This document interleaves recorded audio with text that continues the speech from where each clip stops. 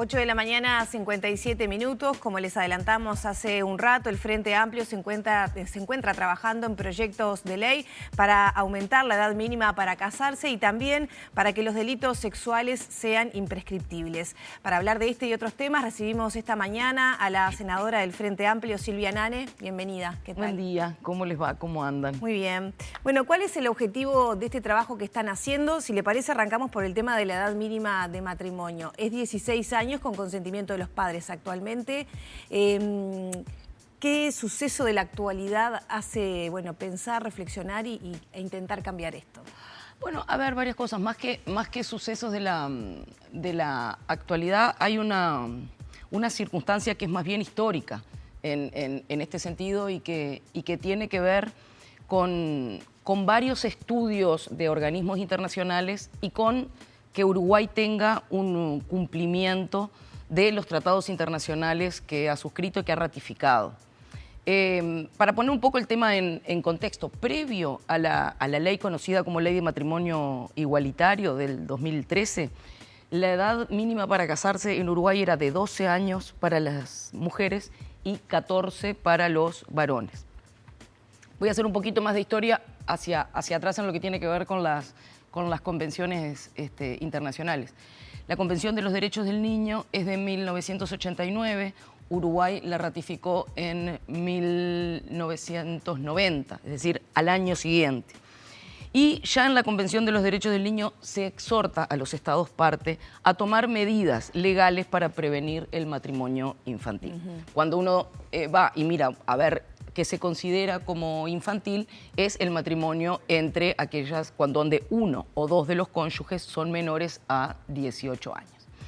¿Por qué hago la aclaración esta de la ratificación de la Convención de los Derechos del Niño? Porque cuando un Estado forma parte de una convención internacional, esa convención pasa a tener forma de ley en el país. Y Uruguay, como tantos otros países, como lo hacen todos los países miembros de estas convenciones internacionales, cada tantos años hace lo que se llama un examen periódico, ¿no? Entonces le dicen, bueno, a ver Uruguay, ¿cómo está usted de acuerdo a su normativa local respecto a esto que usted ratificó?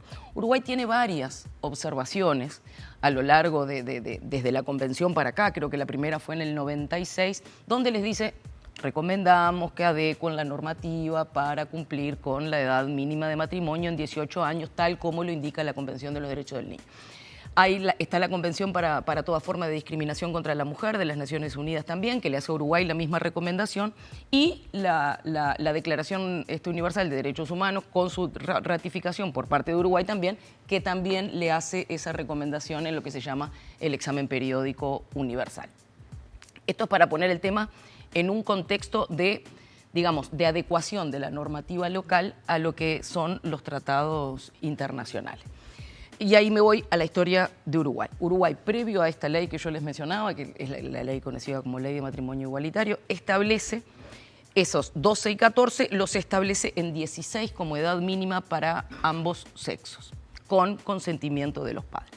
De todas maneras, se sigue exhortando a Uruguay a que la edad mínima sea 18 y que se establezcan excepciones para los mayores de 16 que deban tener en todo caso el consentimiento de un juez imparcial. Esta medida no es nueva y ahí quería llegar a la pregunta inicial y no responde a ningún último acontecimiento. Responde a la adecuación de la normativa y ya vino, este proyecto fue presentado en el 2016 por la bancada del Frente Amplio. Queridas compañeras como Mónica Xavier, Ivonne Pasada, Margarita Perkovich, Daniela Paisé, llevaron adelante esta iniciativa que fue acompañada por toda la bancada y no dio el tiempo legislativo para que se sancionara en el periodo legislativo anterior. Se avanzó en su tratamiento, se recibió al Instituto de Derecho de Familia, se recibieron organizaciones que trabajan con la niñez y con la adolescencia. Hubo un acuerdo bastante unánime, igual que el que hay ahora, como para tratar este tema. Entonces nosotros lo que hicimos fue, recogimos esos avances, recogimos ese proyecto de ley que fue archivado, porque es lo que pasa con los proyectos de ley que no se tratan en un periodo legislativo.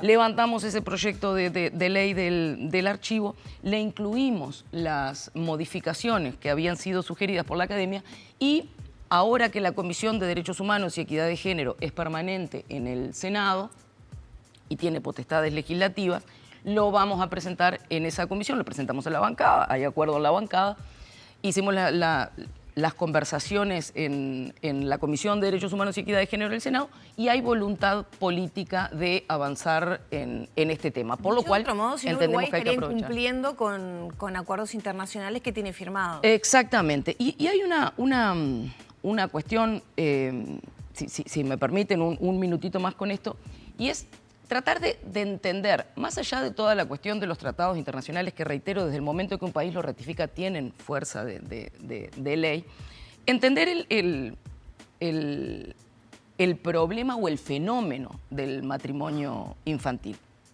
Cuando se mira este fenómeno a escala mundial, y hay diversos informes de CEPAL, de UNICEF, hay un programa específico de Naciones Unidas que involucra al Fondo para la Población de Naciones Unidas, que intenta a través de ese programa acelerar las acciones de los países para evitar el matrimonio infantil.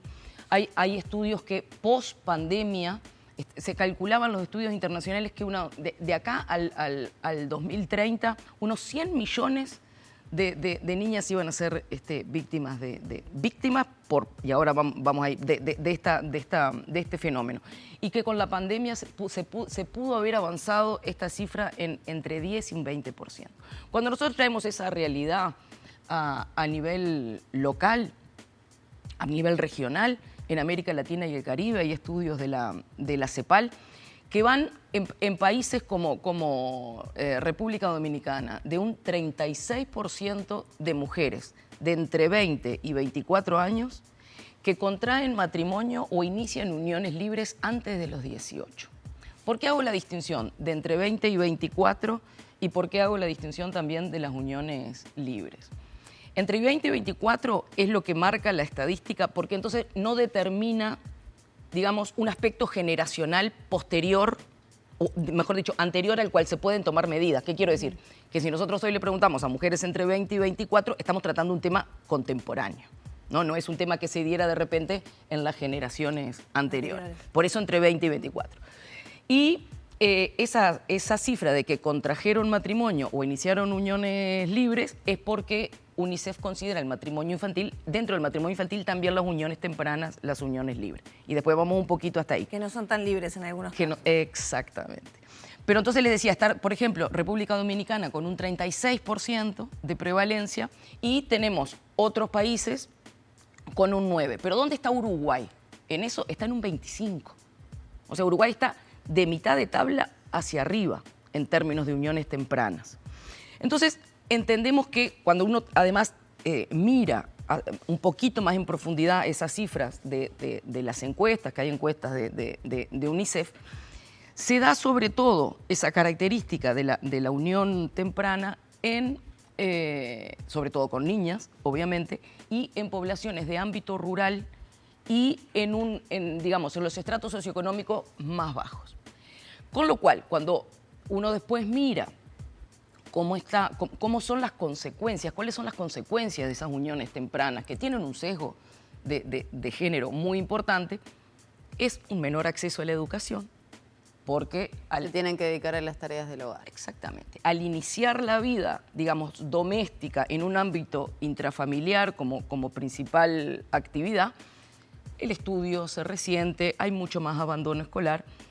El tema de que creo que es un 50 y pico por ciento, casi un 60% de las mujeres que entran en unión temprana se embarazan antes de los 18 años y además tienen más posibilidades que sus hijos mueran en el primer año de vida, con lo cual también tenemos ahí un tema de salud pública, de lo que es la atención a los servicios de salud.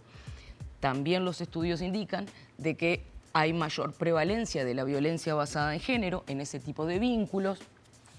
Hay también estudios que indican de que la posibilidad, cuando uno lo mira en niveles socioeconómicos, aumentan muchísimo las posibilidades en el nivel socioeconómico más bajo de que las niñas de menos de 18 contraigan matrimonio con varones mayores en unos 10 años, y esa prevalencia, cuando uno lo ve en los estratos socioeconómicos más altos, desciende muchísimo. Entonces, hay un tema a atender. ¿Y es este el mejor camino para atender ese tema? Porque en realidad estamos hablando de que muchas veces para esas jóvenes o niñas es la salida a tener un futuro, entre comillas, a tener el sustento asegurado, a tener un proyecto de vida, ¿por qué no? Y que no va solamente por el matrimonio, porque igual se pueden unir libremente, ¿no? Y ese apoyo en realidad debería estar por otros accesos, ¿no? Absolutamente, y gracias por la pregunta porque permite mirar este tema en una forma integral. Las leyes, la normativa, son acuerdos sociales que se hacen en una comunidad para establecer normas de convivencia.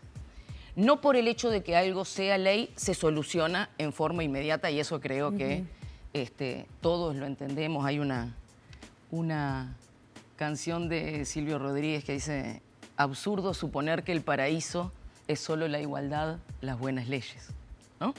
Y es así. Hay que rellenarlo. Y a eso hay que rellenarlo con contenido, con políticas públicas. Vos decías, si nosotros regulamos la edad mínima de matrimonio, no nos estamos ocupando de las uniones libres, no en forma normativa. Hay países que en forma normativa lo que hacen es penalizar las uniones libres cuando son, pero digamos, con toda la problemática que eso implica. Los países van buscando sus formas.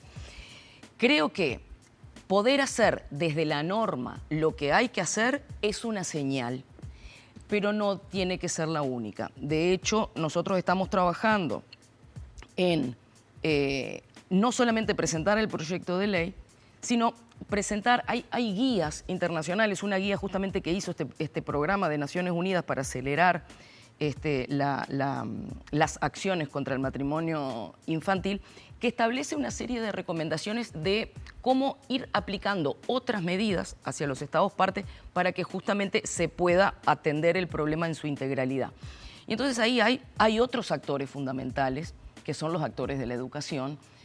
Ahí tenemos un tema fundamental en todo lo que tiene que ver con educación sexual. Tenemos cuestiones que tienen que ver con el empoderamiento de las niñas y adolescentes hacia otras formas de vida, hacia otras formas,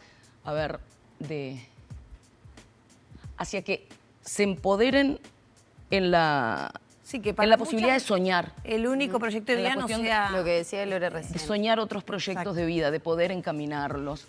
Ahí hay que trabajar a nivel educativo, hay que trabajar a nivel de políticas sociales, evidentemente. Hay que trabajar en un marco de ofrecer otros futuros.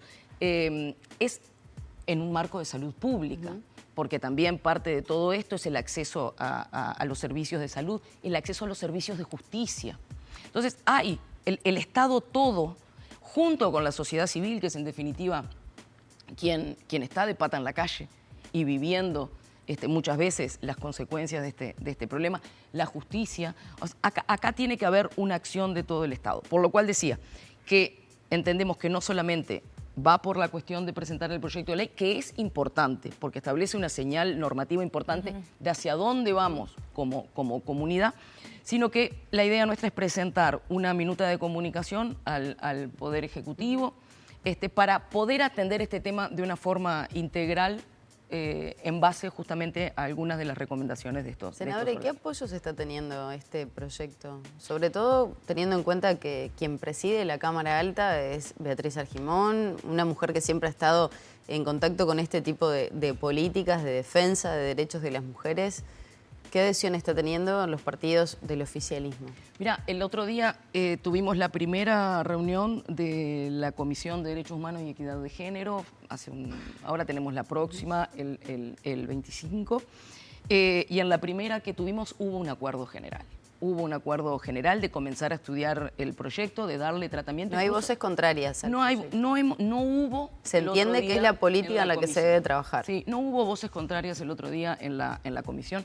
No digo que no puedan aparecer luego algunas opiniones discordantes o algunos matices, pero la idea que tuvimos todos los miembros de la comisión el otro día fue darle tratamiento, incluso ya debería estar ingresando en la comisión el 25 y darle tratamiento lo antes que se pueda. Hay un buen consenso. También se está trabajando en otro proyecto que es para hacer imprescriptibles los delitos sexuales de la aventura, quien está, ¿no? Impulsando ese proyecto. ¿Cuál es el objetivo de esto también? Y además, de alguna manera, coincide esa iniciativa con las denuncias contra el senador del Partido Nacional, Gustavo Peradez. ¿Están vinculadas? ¿Cómo se viene procesando eso? Primero, de nuevo, para poder ponerlo en una línea de tiempo, este fue un proyecto que se presentó en 2020. Como tú bien decías, fue una iniciativa que tomó la senadora de la Aventura, que la presentó a la bancada y la bancada acompañó ese proyecto. Eso se presentó en el 2020 a la comisión y entró por la Comisión de Constitución y Legislación. Comisión de Constitución y Legislación es la comisión del Senado que generalmente tiene más proyectos de ley en tratamiento y tiene más asuntos, porque todo lo que tiene que ver con la modificación de algún código va para ahí o que tiene que ver con leyes fundamentales. Entonces siempre es una comisión que está con muchísimo trabajo. No se trató en el 2020 y al inicio del 2021 se solicitó a todas las bancadas partidarias en el ámbito de coordinación que priorizaran los proyectos que consideraban tenían que ser tratados en el 2021. La bancada del Frente Amplio puso este proyecto como prioritario, pero no se trató. El año pasado tampoco se trató y entonces lo que nosotros conversamos también en la Comisión de Derechos Humanos y Equidad de Género fue pedir el trámite de que lo cambiaran y lo pudiésemos tratar para darle un tratamiento prioritario en la Comisión de Derechos Humanos y Equidad de Género. Estamos todavía en tratativas respecto a eso, pero hago la historia porque no coincide el tiempo con la presentación de este caso que tú acabas de relatar, en el cual, quiero aclarar, me parece que tenemos que poner todo el foco y toda la atención en las víctimas de ese tipo de delitos. Sí, actualmente repasemos porque nos quedan poquitos minutos, así vamos bien al grano. Son 15 años que hay, ¿no? Antes que prescriba un delito sexual. Grave, ¿no? Grave. El objetivo es justamente que que no haya tiempos para eso. Exacto. Bueno, esto claro. Pero eso también complica, ¿no? Investigaciones, pruebas, etcétera. Bueno, y lo que hablamos el otro día con Pucher acá, el tiempo que le puede llevar a una víctima ser consciente y poder hablar cuando a veces uno queda como bloqueado ante determinadas situaciones o se culpa y tiene que pasar un proceso muy grande hasta que decide radicar una denuncia. Exacto. Yo escuché la entrevista a Pucher en ese sentido y es tal cual y hay que poner el tema sobre la mesa. Porque ahora los cuestionamientos son ¿por qué denuncian ahora después de 20 años? Justamente, porque uno habla cuando puede. Eso es así, porque primero para enmarcar, este proyecto lo que plantea es la modificación del artículo 119 del Código Penal. A mí me gusta poner las referencias porque entonces la gente lo puede ir a buscar y saben bien de lo que estamos hablando. Y refiere a la prescripción de los siguientes delitos: violación, abuso sexual especialmente agravado, atentado violento al pudor, abuso sexual sin contacto corporal, corrupción de niños, niñas y adolescentes. Y también de los delitos consagrados en la Ley 17.815, que es sobre violencia sexual contra niños, niñas y adolescentes, para enmarcar el alcance. Esto también es una recomendación de la Convención de los Derechos del Niño. Y el meollo de la cuestión está en que justamente hoy lo que hay es la acción que establece la Ley 19.580, que es la Ley de Violencia Basada en Género, que dice que se toma el plazo de cada uno de estos delitos a partir de que, una vez pasada la mayoría de edad, se ratifique la denuncia de eso. Y entonces a partir de ahí empieza a correr la prescripción que le corresponde al delito. Hay varios tecnicismos para analizar respecto a esto, pero el corazón de la cuestión es que uno habla cuando puede. El corazón de la cuestión es que la política criminal de cómo el Estado persigue y actúa respecto a algunos delitos es justamente una política criminal que, de nuevo, establece pautas de convivencia en una comunidad, que es en definitiva lo que somos. Y a partir de ahí establece los límites de lo que se hace, de lo que no se hace y qué pasa cuando se hace lo que no se tiene que hacer, ¿no? Y en ese sentido yo creo que es donde hay que dar el debate. uno habla, vos mencionabas recién, Maggie, la entrevista a Purcher. Hay del año pasado una nota del programa de radio en Perspectiva, donde estaban hablando justamente de estos temas, y llama un oyente de 56 años, y él dice, fui abusado cuando tenía 14.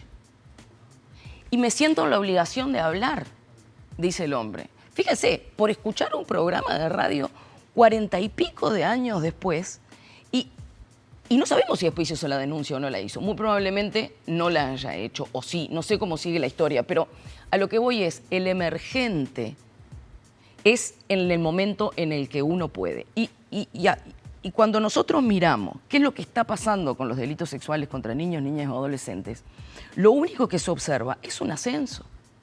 Si nosotros miramos las cifras del CIPIAB, del Sistema Integral de Atención a la Violencia. Se desnaturalizó, ¿no? Es más, hay personas que ahora, a la luz de la historia y de los cambios, ven que reconoce que fueron víctimas de un abuso. Exactamente. Bueno, a ver, está todo el tema del Dalai Lama, para traer un tema bien puntual, que horrorizó a todo el mundo. ¿Por qué?